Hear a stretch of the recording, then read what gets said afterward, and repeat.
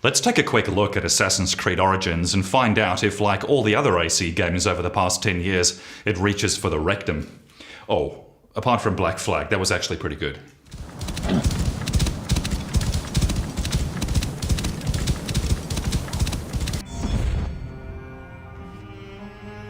Let's not buy into the hype. AC Origins is nothing new or revolutionary. It's a big, beautiful open world with lots to see, lots to do. But there are many things Ubisoft haven't done very well, and there are many things I don't think they've done at all. Those are the things I want to talk about in this video. So sit back, relax, and pretend to give a shit.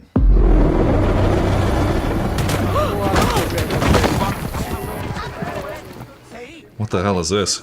Inspired by historical events and characters, this work of fiction was designed, developed, and produced by a multicultural team of various beliefs, sexual orientations, and gender identities. I mean, does anyone care? What the hell is a gender identity?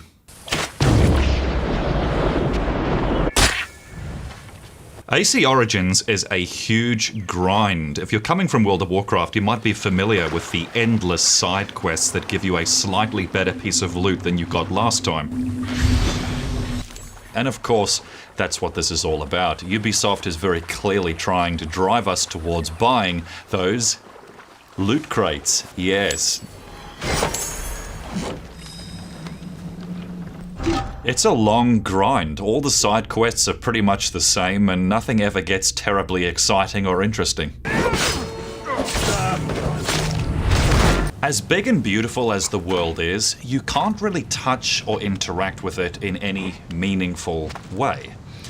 If, for example, you want to get some wood to upgrade your weapons or equipment, it's not a case of picking up an axe and heading into the woods like a real RPG. You have to find a transportation unit and steal it from them.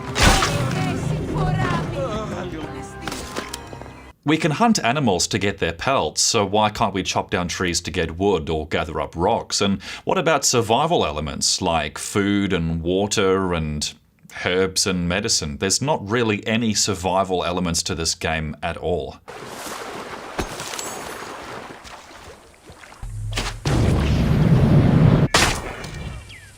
Prior to its release, Origins was hyped up as an RPG, which of course it isn't. In fact, I would think anyone who's played more than 5 hours of this game should come to the conclusion this is nothing close to an RPG.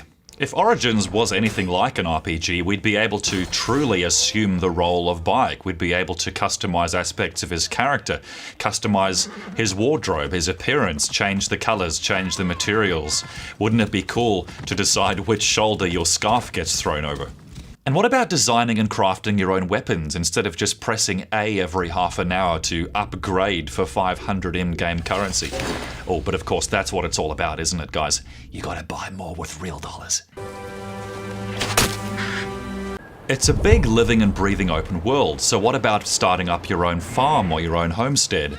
What about hiring people to help you tilled the fields or collect resources for your upgrades and your survival?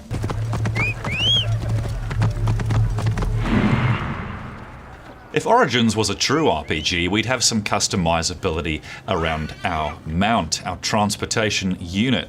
You'd be able to name your mount, you'd be able to customize it, you'd be able to upgrade stats.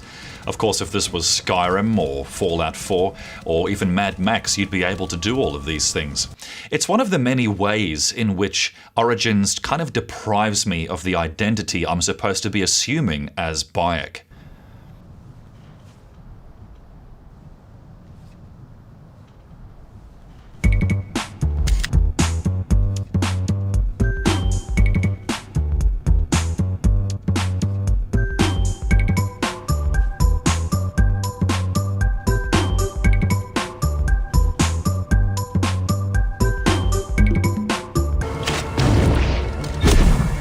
In Assassin's Creed Origins, you are constantly starved for ammunition, and you have no ability to craft your own arrows in the field, despite being obviously surrounded by wood and rock everywhere.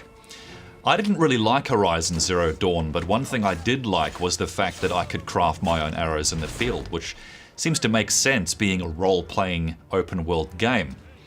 In Origins, no matter how much you upgrade your ammo capacity, you're always starved, and those little arrow stashes you find littered all over the world, which all look exactly identical, yeah, it all feels like a bit of an afterthought. One thing I'm really excited about is the new combat system. God knows we're all sick and tired of having the same overly easy fighting system that we've had year after year. What you've got now is a system with a hitbox. You've got to time your counters, your dodges, blocks, and you've got to be up in your enemy's face to do any damage. It's great. You've got to time your strikes precisely, like Bloodborne precisely, and if you don't, you're going to get annihilated. Of course, the upside of all this is through adversity, through hardship, comes glory. This is a combat system that doesn't treat you like a child and gives you a tremendous sense of reward when you get it right. Cheesy shot with statues. To put a button on this, what you've got here is a gorgeous open world with a lot of things to do, albeit nothing particularly unique or interesting. It's a big grind, and I wouldn't be surprised if it's been designed to get you into the loot crating system. This is a huge reservation of mine with modern video games. But nonetheless, what you've got here is some really rewarding combat. You've got a hell of a lot of exploration to do and a lot of beauty to take in.